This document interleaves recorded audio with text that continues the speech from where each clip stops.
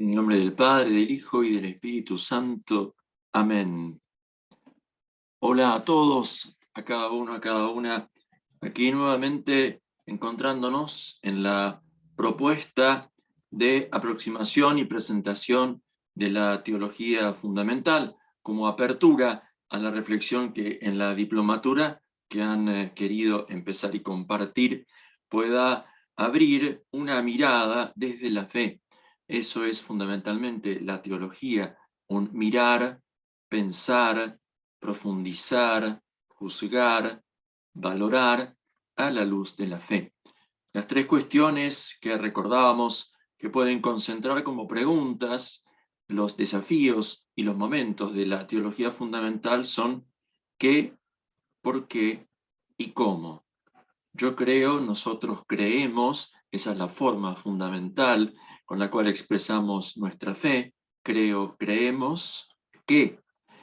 Esto abre al primer momento, Dios revelándose, Dios diciendo su palabra y dándose a sí mismo la revelación. Dios que dice y da, diciéndose y dándose, espera una respuesta para tejer en el diálogo una historia con su criatura amada, aun cuando pecadora y rebelde una y otra vez le dé la espalda o lo rechace por ir tras otros. Sin embargo, el Señor en su perseverancia, en su amor incansable, busca y encuentra respuesta y finalmente la propone de modo supremo, definitivo, insuperable, en Jesús de Nazaret, el Señor del Espíritu Santo.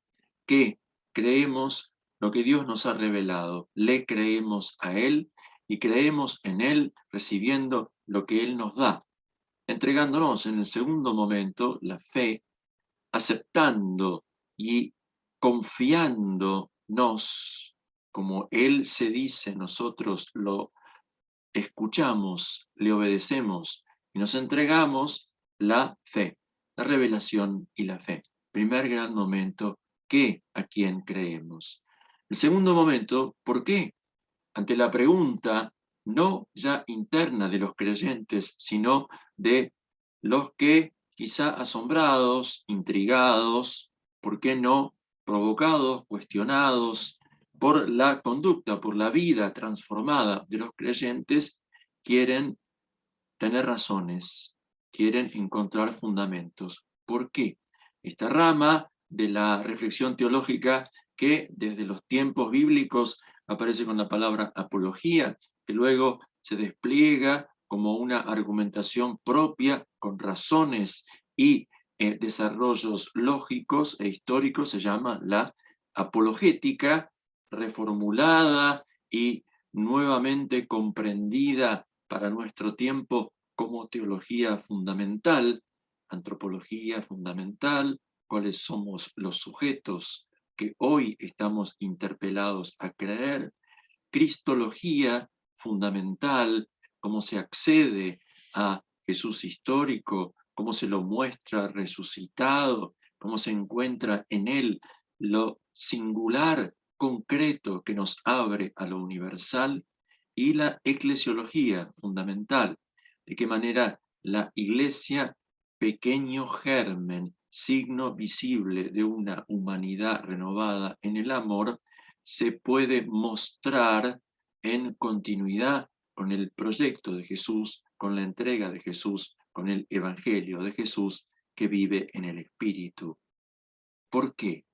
¿Por qué este Dios? ¿Por qué este Cristo? ¿Por qué esta iglesia? Finalmente, en este momento vamos a apenas pincelar algunos puntos de la tercera pregunta. ¿Cómo? ¿Cómo accedemos? ¿Cómo operamos en el ámbito de esta luz que nos da la fe? Luz que es siempre claroscuro, nunca es una luz como la luz misma de Dios, sino que es una luz que al llegar a nuestra mente y al tomar nuestros criterios para mirar, para valorar y para juzgar, encuentra todas las ambigüedades, entresijos, opacidades y a veces oscuridades de nuestra carne y de nuestra historia. la palabra de Dios, la palabra que Dios dice, la palabra de Dios acogida y recibida en la fe que se constata en la historia, quiere también encontrar su lugar de ser pensada, de ser reflexionada, para alcanzar ciencia, alcanzar sabiduría. Dos partes va a tener esta presentación breve que quiero hacerles con este video. La primera es lo que llamamos los lugares en la teología, los lugares teológicos. Es decir, aquellas fuentes en las cuales quien ha recibido la gracia de la fe y la quiere pensar, la quiere profundizar para encontrar más fundamentos y para proponer mejor los signos de la coherencia en este momento, lo puede hacer, los lugares teológicos. Y el segundo momento, más específicamente arquitectónico, metodológico, si quieren, es justamente ese. ¿Cómo se hace la teología? ¿Cuál es el método que en teología se ha experimentado y se vuelve a proponer para pensar y proponer la fe? Lugares teológicos, método en la teología. Para eso tenemos que volver, como cada vez que el Espíritu nos suscita el interrogante, al origen en torno a Jesús y el Espíritu en las iglesias, en las comunidades primitivas. Voy a volver a leer, seguramente le resultará quizá hasta demasiado conocido, lo que el Espíritu Santo hizo, así lo atestigua el evangelista San Lucas en el segundo tomo de su obra, Los Hechos de los Apóstoles, concentrado de manera incipiente y fulgurante en el día de Pentecostés, el día que el judaísmo recordaba y celebraba el don de la Torá, de la ley de Dios. En ese día, un grupo de judíos que habían adherido al Señor estaban esperando la promesa. El Señor resucitado había vuelto al Padre y les había prometido que les iba a enviar al Espíritu Santo.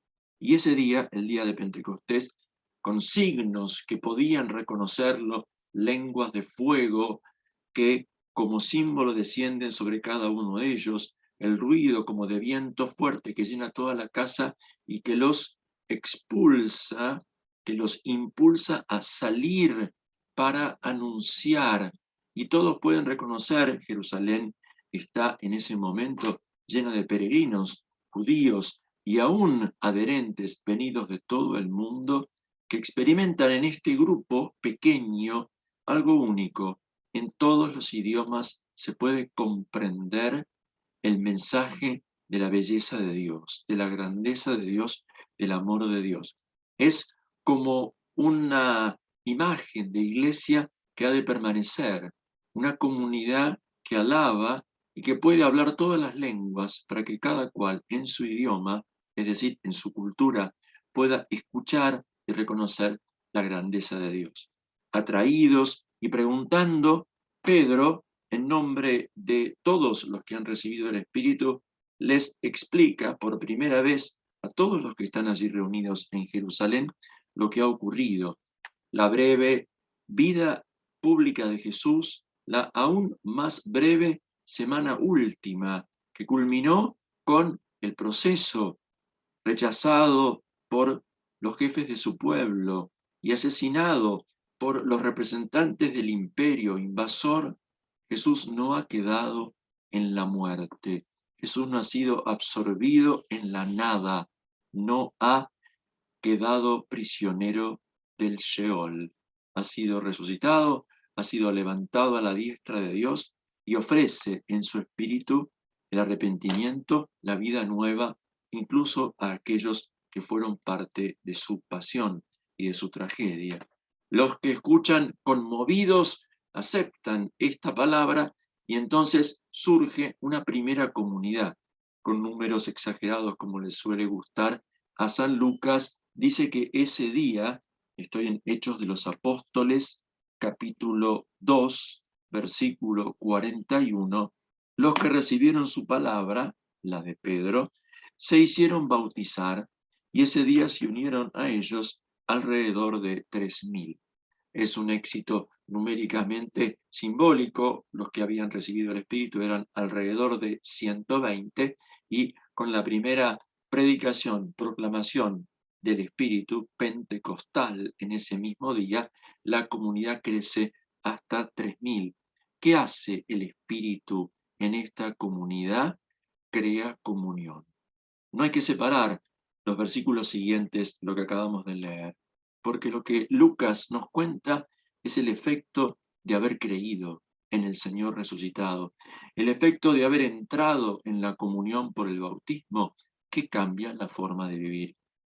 Todos se reunían asiduamente para escuchar la enseñanza de los apóstoles y participar en la vida común, en la fracción del pan y en las oraciones. Un santo de amor se apoderó de todos ellos, porque los apóstoles realizaban muchos prodigios y signos.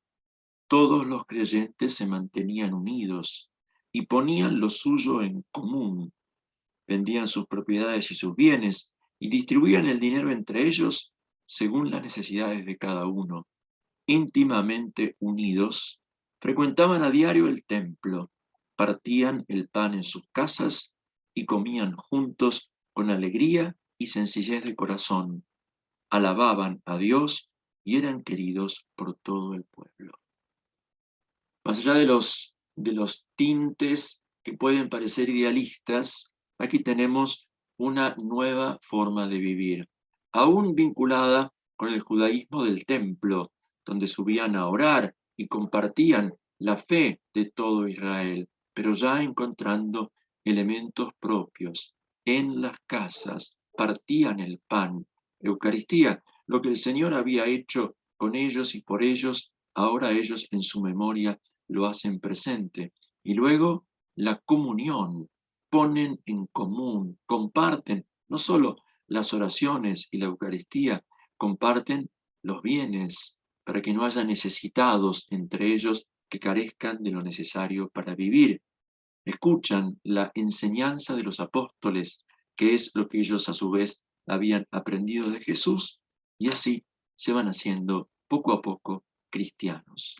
Cristiano no se nace, cristiano se hace, decía Tertuliano, uno de los grandes padres de la Iglesia. Pues bien, ¿cómo se hace un cristiano? Y es la pregunta de este momento. ¿Cómo se hace? Participando de una vida, no simplemente aprendiendo una doctrina, ejecutando un rito, repitiendo un comportamiento o vendiendo y ofreciendo alguna realidad material. Se trata de una vida, la vida del Señor Jesús presente entre ellos y haciéndolos esto, que compartan con alegría y sencillez, que se amen de una manera nueva, tan nueva que los de afuera los miraban y decían, miren cómo se aman. La unidad en el amor de los cristianos era la respuesta a la pregunta de los demás: ¿qué es lo que los hace vivir así? ¿Qué es lo que ustedes sienten y comparten? ¿Qué es lo que ustedes ofrecen para los demás? ¿Cómo? Una vida transmitida, una vida recibida y compartida. En este lugar primario, la comunión de la Iglesia, en esta comunidad de compartida, de enseñanza, de vida, de bienes, de alabanza a Dios y de oración, la fe encuentra y busca las fuentes para su comprensión. Los lugares. Dentro del gran lugar, que es la comunión de la Iglesia, la familia de Jesús, los lugares. Los lugares son fuentes, puntos de referencia para comprender mejor aquello que se ama y que se vive. Cuando uno ama de verdad, quiere conocer más a la persona, a la realidad amada.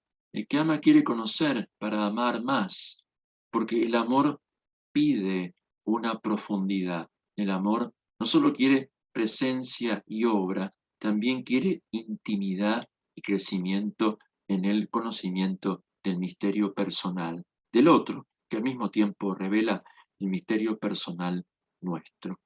Fue el siglo XVI, el siglo de la gran ruptura dentro de la Iglesia de Occidente, la Reforma, de la cual a su vez surgieron distintas formas de realizar la Iglesia, rota la comunión católica, la que por pérdida de las referencias culturales que habían dado cierto marco de unidad, es decir, la Tierra concebida como inamovible y estable y todo lo demás girando alrededor de la Tierra, el horizonte visible como límite del mar, como fin del mundo conocido, y por supuesto, finalmente, el, eh, el- la realidad del alma humana, todo eso entra en crisis con el descubrimiento del nuevo mundo y la circunvalación.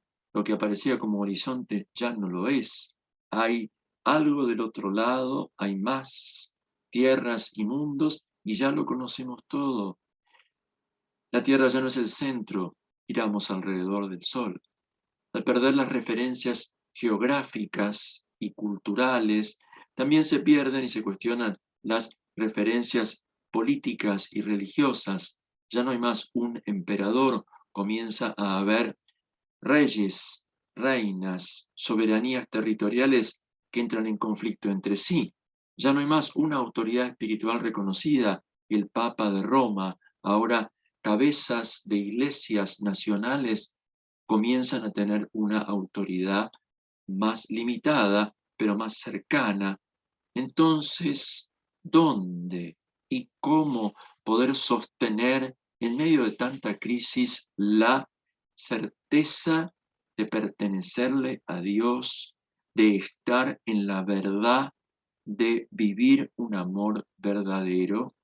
Por eso la búsqueda del lugar, de los lugares, para afianzar la convicción interior de estar en la verdad, estar en la salvación, marcó ese siglo XVI. La teología de la Reforma ofreció un primer libro muy importante, los Loci Comunes, lugares comunes, que escribió Felipe Melanchthon, el primer gran teólogo sistemático de la Iglesia protestante reformada, muy amigo de Lutero, que comprende los lugares comunes como los temas y publica un libro muy difundido que tiene los temas principales de la fe, tal como lo comprende la Iglesia reformada. Tomando la inspiración y la provocación, un sacerdote dominico español, Melchor Cano, escribe un libro voluminoso que no llegó a terminar, se lo publicó póstumamente, que se llamó Los lugares teológicos, donde recoge toda la tradición de la Iglesia Católica, desde la Escritura hasta los maestros de su tiempo, para proponer de modo sistemático una metodología, un cómo un cristiano católico, en este caso, puede reafirmar y fundamentar su fe yendo a los lugares. Él pone una lista de 10, expone uno por uno, los clasifica, simplemente lo dejo porque a partir de ellos dos, en ambas tradiciones, la reformada y la católica, el tema de los lugares teológicos ha hecho escuela y hasta el día de hoy se sigue hablando así. Para esta breve presentación, yo quiero simplemente mostrar, recordar y quizá comentar 6 de estos lugares, no exactamente en el orden ni en los términos en que los mencionan estos grandes inspiradores, sino tal como la Iglesia después del Concilio Vaticano II y el movimiento actual nos sugiere. Empiezo por los dos primeros. Tradición y escritura. Sagrada Escritura y tradición de los apóstoles. Y los pongo juntos porque juntos hay que comprenderlos. Para esto voy a volver a un texto bíblico perdonen, yo vengo de esta formación y creo que es útil siempre remitirse a la fuente, sobre todo esta fuente, la Sagrada Escritura, para reencontrar la savia y el fuego del Evangelio del Señor. Dice la primera carta a los Corintios en el capítulo 11, donde Pablo está enfrentando ciertos desórdenes que se provocaban cuando en las casas se reunían para la fracción del pan, para la celebración de la cena del Señor. Con ocasión de eso tiene que recordarles, Pablo, el sentido de lo que hacen para que no lo pierdan, para que no lo confundan, para que no lo contradigan con lo que viven.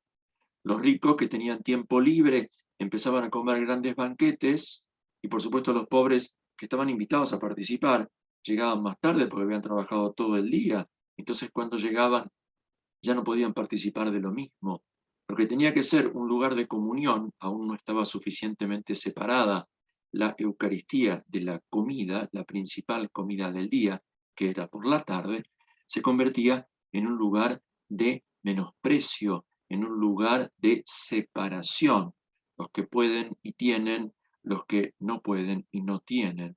Por supuesto, esto es la negación de la cena del Señor y Pablo, con mucha fuerza y mucha pasión, les tiene que recordar para que sean fieles a lo que han recibido. Dice así, entonces, primera carta a los Corintios, capítulo 11, versículo 23. Lo que yo recibí del Señor y a mi vez les he transmitido es lo siguiente. El Señor Jesús, la noche en que fue entregado, tomó el pan, dio gracias, lo partió y dijo, esto es mi cuerpo que se entrega por ustedes. Hagan esto en memoria mía. De la misma manera, después de cenar, tomó la copa diciendo, esta copa es la nueva alianza que se sella con mi sangre. Siempre que la beban, háganlo en memoria mía. Y así, siempre que coman este pan y beban esta copa, proclamarán la muerte del Señor hasta que Él vuelva. Por eso, el que coma el pan o beba la copa del Señor indignamente, tendrá que dar cuenta del cuerpo y de la sangre del Señor. La advertencia, la toma de conciencia se hace a partir del recuerdo de lo transmitido. Pablo no estuvo en la última cena. En aquella época él era Saulo y en el mejor de los casos era un ardiente joven formado en la mejor tradición farisea de su pueblo allá en Jerusalén, que tenía una profunda pasión por su fe, la que había recibido de sus padres, y la defendía con ardor. Tocado por el Señor resucitado, yendo camino a Damasco, como se lo cuenta, él encontró, o mejor dicho, fue encontrado por el Señor y eso le cambió la vida. Él buscaba un modo de combatir a estos a quienes consideraba un peligro para su fe y fue encontrado por el Señor y a partir de allí se transformó en un apóstol, en un evangelizador. Tuvo que aprender qué era ser cristiano de otros que habían sido cristianos antes que él. Y una de las cosas que tuvo que aprender fue la cena del Señor. Por eso Pablo comienza recordando que lo que él les transmitió a los corintios es lo que él recibió. Lo recibió del Señor, pero no directamente porque él no estuvo en la última cena. Lo recibió a partir de quienes habían estado y como habían ido repitiendo, porque el Señor les había dicho, hagan esto en memoria mía, Pablo recibe lo que le fue entregado de los apóstoles a Pablo. ¿Y qué fue eso entregado? Fueron esas palabras y esos gestos con los cuales esa noche el Señor quiso quedarse. Sobre el pan, este es mi cuerpo entregado. Sobre la copa, esta es mi sangre de la alianza derramada por ustedes y por todos. Jesús esa noche se había entregado. En los gestos solemnes y sencillos de pan que se parte porque se parte y se entrega a cada uno, de copa que se bendice y se ofrece para que cada uno beba, un solo pan que se parte, una sola copa que se comparte. En ese gesto el Señor se ha dado. Este es mi cuerpo entregado, esta es mi sangre derramada. Amor hecha ofrenda, vida hecha ofrenda de amor. No para mirar, sino para recibir. Coman, beban, apropiense, intégrenla, vivan de mí, vivan de mí. Yo soy pan que se da y vino que se derrama por ustedes. Acepten, integren esto. El Señor se entrega. Pero dice Pablo recordando la noche en que el Señor Jesús fue entregado.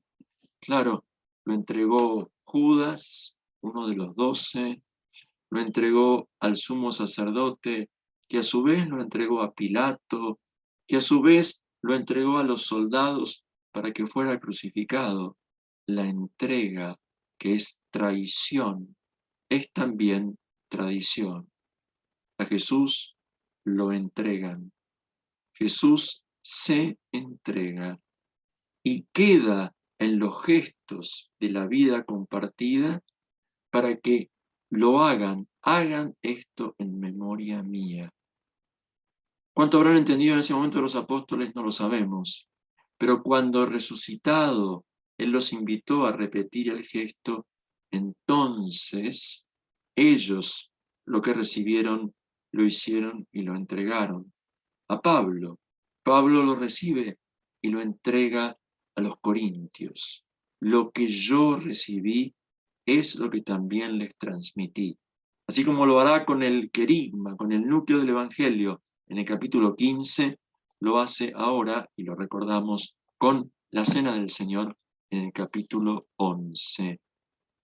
La fe es entrega de la vida. Por eso la tradición es entrega, viene del oro tradere, que significa entregar, no es la repetición de una cosa antigua. Si hay que hablar en latín o en griego, si hay que poner determinada cantidad de velas sobre el altar o repetir determinadas fórmulas o modos de oración o de conducta, no. Eso es una desviación que puede ser llamada tradicionalismo en algunos aspectos. La tradición es la entrega de la vida y la fe es eso. Jesús nos ha entregado su vida, la vida de Dios en Él, que viviendo en el Espíritu vamos recibiendo, compartiendo y pasando a otros. Hay un río de vida entregada, una tradición que nos identifica, que nos integra, repitiendo y recibiendo lo que hemos recibido porque nos ha sido entregado, nos vamos haciendo lo que somos, familia de Dios, iglesia del Señor. En esta tradición que viene de los apóstoles y llega hasta nosotros, donde la fracción del pan, el bautismo, son signos especialmente claros y manifiestos, en algún momento aparece la posibilidad, muy pronto, de corromperse, de perderse, de diluirse. Comienzan a aparecer interpretaciones de Jesús y de su proyecto de vida que no son del todo coherentes con lo que aquellos que habían escuchado a los apóstoles habían entendido que Jesús brotes de gnosticismo, de comunidades elitistas, encierros en espiritualismos desencarnados.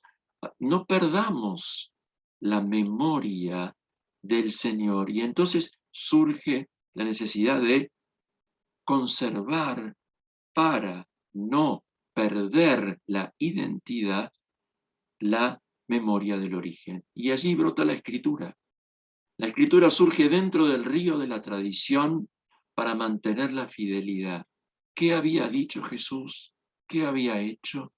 Ahora que lo comprendimos a partir de la fuerza del resucitado y de su espíritu, podemos proponerlo con una fidelidad de aquellos que comprendieron. Y por eso Pablo en sus cartas remite no solo a lo que recibió, sino también a lo que fue comprendiendo en su tarea evangelizadora y misionera. Y los evangelistas, según la tradición, Mateo y Juan, más cercanos a los 12, y luego Marcos y Lucas, compañeros y ayudantes de aquellos, recogieron las memorias del Señor y las presentaron como itinerarios, como la vida de Jesús que nace, actúa, muere y es resucitado como Señor. La Sagrada Escritura.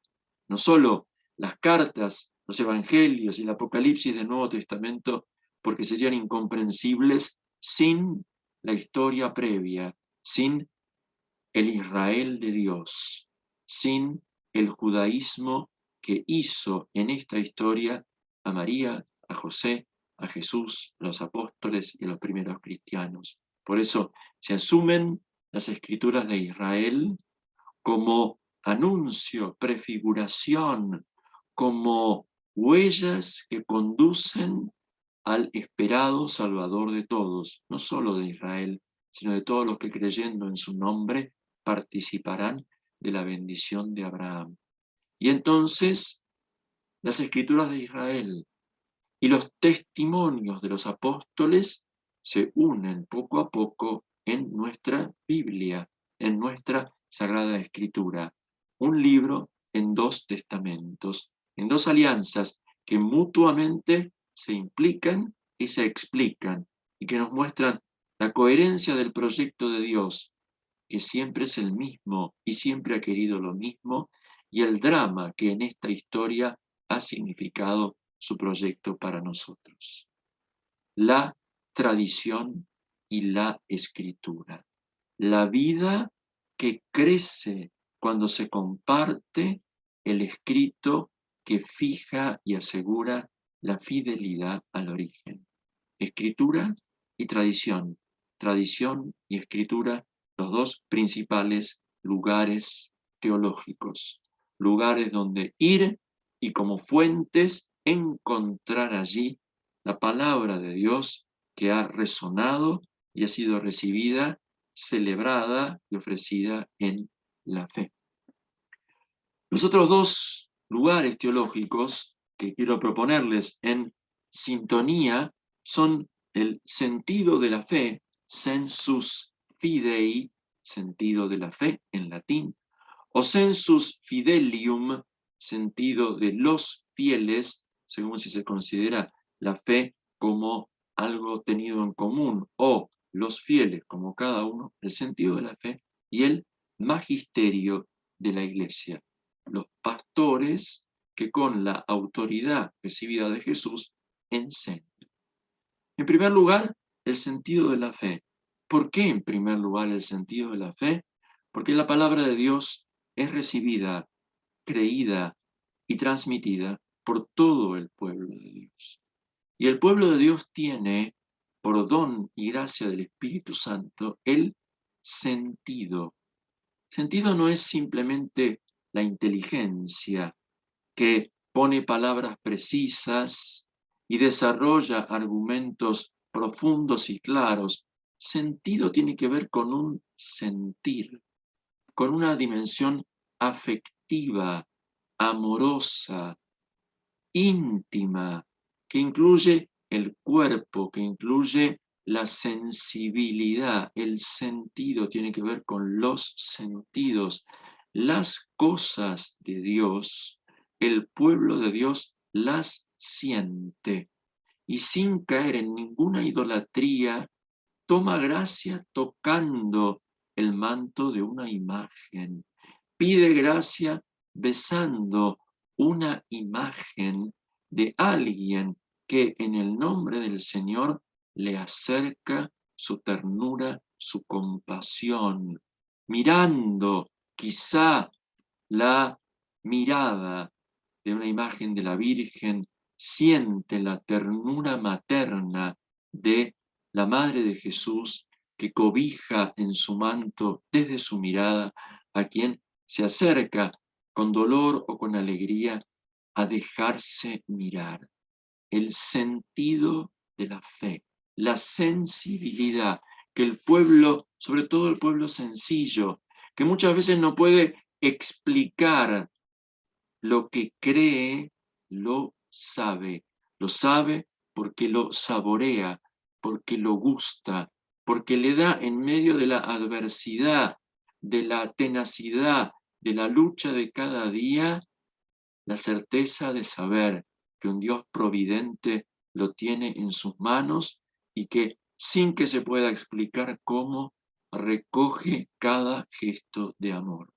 El sentido de la fe del pueblo, sobre todo del pueblo sencillo, del pueblo pobre, que sabe lo que significa una fe que les permite vivir, que les permite aguantar. ¿Cuántas veces habremos encontrado y escuchado testimonios, y quizá nos ha tocado también personalmente, de quien dice, yo solo pude seguir viviendo por mi fe, porque sin la fe no habría podido pasar lo que tuve que pasar. La fe me sostuvo vivo, la fe me dio fuerza, esperanza para seguir. Y aquí estoy dando testimonio de esa fe. Por eso hay que escucharla, entenderla, recibirla y sentirse parte de este sentido de la fe, sentido de los fieles. Al servicio de este sentido de la fe, de esta fe que se escucha y saboreo, que es gusto y pasión de una presencia amorosa de Dios, hay algunos que han recibido una misión de cuidado, de atención, de servicio, para que la palabra pueda ser bien comprendida, para que la fe pueda verse libre de deformaciones que le hacen perder su verdad y su vigor. El Señor Jesús le encargó a Pedro y a los apóstoles una misión particular. Sobre ti, Simón, que eres Pedro, edificaré mi iglesia, y las puertas del infierno no prevalecerán contra ella. Ahí hay una promesa. En la fe de Simón, que ha proclamado a Jesús, tú eres el Mesías, el Hijo de Dios vivo, se asienta una construcción de Jesús. Hay una fe sólida que se apoya sobre la roca de la confesión de Pedro, en la cual todos pueden tener la certeza dada por Dios de que el Señor es la roca, no Pedro, el Señor. O justo en la última cena, anunciando levemente, sutilmente, su negación, cuando el Señor le dice a Simón que cuando vuelvas confirmarás a tus hermanos. Aquel que, habiendo creído que podía y habiendo traicionado, negado al Señor 3 veces, dejándose mirar y llorando amargamente, Simón, Pedro, vuelva y habiendo comprendido el amor de aquel que lo amó primero, tendrá la misión, la responsabilidad de confirmar a sus hermanos en la fe y en el amor. Ese es el servicio del magisterio de la Iglesia. La palabra que discerniendo la palabra de Dios tiene que servirla para el pueblo de Dios. El Papa, los obispos en comunión con él, los sacerdotes como ayudantes de los obispos, y en su lugar y a su modo también los diáconos que anuncian como servidores de la palabra, también los catequistas que tienen un antiguo ministerio que ha de ser nuevamente reconocido y promovido en la iglesia, también los que en el sencillo acto de comunicar la fe como padres a sus hijos, como amigos a sus amigos, cuidan y sostienen una fe del pueblo. Más sentido de la fe, el pueblo todo creyendo, magisterio de la iglesia, los pastores al servicio de la palabra de Dios en la fe del pueblo. No quiero dejar una dupla de lugares teológicos particularmente significativos en estos tiempos. Y van juntos. Uno es las vidas de los santos. Las personas que encarnan el Evangelio se convierten, en cierta manera, en Evangelio para su tiempo. Son un resplandor de la gloria de Jesús que se hace concreto, comprensible, que toma los gestos y las palabras de algunos hermanos y hermanas que dejándose moldear por el Espíritu, dejan irradiar algo de Jesús para los demás. Algunos estelares, brillantes, luminosos, con funciones y desempeños que han marcado toda la historia de la Iglesia, otros cotidianos y casi desconocidos. Dice Francisco, los santos de la puerta de al lado. Esa santidad discreta, ese testimonio perseverante que sin hacer alarde, como el amor que no hace alarde, irradian la fuerza de la verdad de Dios. Muestran la belleza del amor que sostiene el mundo. Las vidas de los santos son un lugar teológico, son una experiencia que en vidas como las nuestras se han convertido en palabra de Dios recibida y vivida en la fe. Por eso las biografías, las vidas, los testimonios de los santos, de los mártires, desde los primeros siglos hasta nuestros tiempos, siguen hablándonos de Dios y hay que aprender a escucharlos y leerlos. Y de una manera más amplia, casi en el diálogo con la cultura, los signos de los tiempos. La expresión, que es bíblica, había caído en desuso durante mucho tiempo. Fue el Papa Juan XXIII el que convocó el concilio, el que la volvió a proponer. Signos de la época, signos de los tiempos. ¿Qué quiere decir? Los tiempos, las épocas, tienen algunas manifestaciones que las caracterizan, movimientos, circunstancias, acontecimientos más globales que permiten caracterizar significativamente una época. El signo del tiempo puede ser un eco de la voz de Dios, porque Dios habla a través de los acontecimientos de la historia. La manifestación de Dios no se reduce a la intimidad de la conciencia, no se agota en la palabra hecha letra de la Escritura, no se circunscribe a los gestos de los sacramentos y de la caridad dentro de la iglesia. El Espíritu sopla donde quiere y suscita en el mundo cambios, procesos, deseos, anhelos, esperanzas, realizaciones, muchas veces llevadas adelante por personas que no comparten nuestra fe, que no piensan, no sienten y no viven como nosotros, pero marcan una época, La Iglesia nos ha vuelto a proponer escuchar, escrutar, interpretar los signos de una época para reconocer en ellos quizá una palabra que nos interpela, el grito de los pobres y el grito de la tierra en este momento. El clamor de los pobres, nuestros hermanos que más necesitan, y el clamor de nuestra hermana madre tierra, explotada, manipulada, no cuidada, no valorada y respetada con gratitud como casa común. Podríamos poner tantos ejemplos a lo largo de la historia de que las épocas han sido marcadas por signos, y los signos de los tiempos desafían, provocan la reflexión de la fe, el diálogo con las culturas, el diálogo con las otras religiones, el diálogo con todas las formas de sabiduría y de saber del tiempo, de los tiempos, es exigencia del pensamiento de la fe. Vidas de los santos, señales de los tiempos. Muy amplio, ¿no?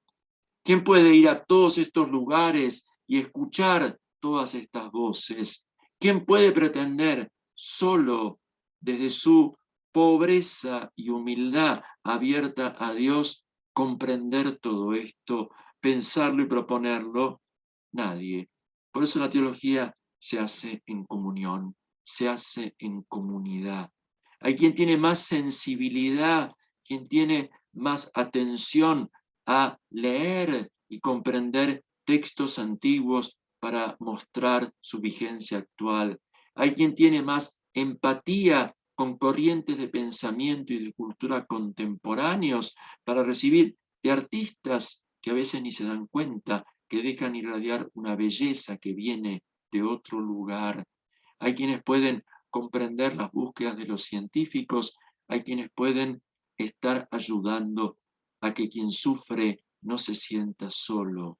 Necesitamos quienes puedan sensibilizarnos y trabajar en comunión para escuchar las distintas músicas, las melodías disonantes y armoniosas que nos hacen eco, a veces ruidoso, a veces silencioso, a veces atronador, de la voz de Dios, de la palabra de Dios que nos llama cada día y pide que le respondamos, no simplemente compartiendo el pan, no simplemente abriendo nuestra vida, sino también pensando nuestra fe. Y aquí entra la teología. Y como ya me alargué demasiado, pidiéndoles solo unos minutos más de atención, les sintetizo en el cómo el método. ¿Cómo se hace la teología? La tradición teológica nos ha sintetizado 3 verbos.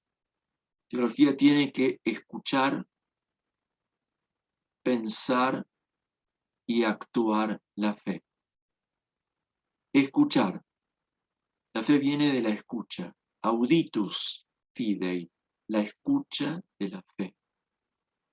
La teología empieza escuchando, recibiendo la palabra en todos sus lugares, recibiendo. La teología no empieza con una construcción, empieza con una recepción, como la vida recibida, como la fe recibida. Escucha. Todo el ejercicio sinodal debe comenzar por la escucha. ¿Qué nos está diciendo Dios? ¿Cómo nos está hablando? Llamemos a todos los que tengan sentidos abiertos para gustar y ver, para escuchar y mirar, para tocar y sentir la palabra que está entre nosotros hablándonos. Primer momento, escuchar. Segundo momento, pensar.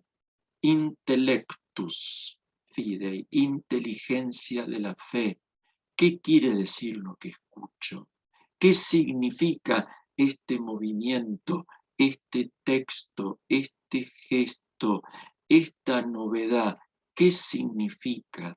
Isaías nos decía en la misa de este domingo, yo estoy haciendo algo nuevo, ¿no se dan cuenta? No, Señor, no nos damos cuenta porque somos esclavos de lo viejo y queremos que te repitas. Y el Señor no se repite, hace algo nuevo y no nos damos cuenta y no encontramos las palabras para entenderlo y poder decirlo. Pensar, interpretar de modo crítico, agudo, atento aquello que se ha escuchado. Y finalmente, si hemos aprendido a escuchar y hemos profundizado con todos los recursos de la inteligencia crítica, el pensamiento de la fe, no podemos quedarnos en haber entendido, porque la fe obra por el amor. La fe se plenifica, se completa en el amor. Si la teología no obra en el amor, no es fiel a la fe en la cual piensa. La teología no es la que tiene que ejercer la caridad concreta, es la que tiene que orientar la caridad, la que tiene que darle su cauce propio para que crezca, la que tiene que criticar formas que parecen quizá caridad, pero muchas veces son vanagloria o paternalismo o simple beneficencia que no brotan del amor de Cristo. Y para eso, la fe que escucha y piensa tiene que hacerse fe que actúe. Actio fidei, acción de la fe. Los tres momentos se parecen mucho a lo que la teología pastoral de América Latina aprendió y vivió en la Iglesia Católica. Ver, juzgar y actuar. El viejo método del discernimiento pastoral traduce de modo pastoral el método de toda teología. Se recibe escuchando, se profundiza pensando, se actúa ofreciendo este don recibido. Cada uno comienza por aquello a lo cual es llamado. Hay quien comienza sirviendo en una noche de la caridad porque otros lo han invitado y poco a poco de lo que hace y otros hacen, empieza a comprender y puede escuchar y adorar. Hay quien comienza escuchando atentamente y luego de largo tiempo de escucha le es dado poco a poco comprender y saber dónde tiene que comprometer su vida en amor. Hay quien tiene una profunda capacidad de intuir, de entrar dentro, de comprender, pero tiene que purificar una cierta soberbia para volver a pedir ayuda y recibir, y tiene que escuchar el reclamo de quien lo necesita para poner por obra lo que con brillantez y profundidad quizás solamente entiende. Porque solo cuando reciba y comparta podrá entender mejor. Los momentos se alimentan unos a otros. Quien mejor escucha, más profundamente comprende y más evangélicamente obra. Quien más evangélicamente obra, más profundamente comprende y más abierto está a escuchar. Es la circularidad de los momentos la que brinda la comunión en el pensamiento de la fe. La Iglesia latinoamericana ha hecho un aporte esencial en este punto y lo ha ofrecido a todos.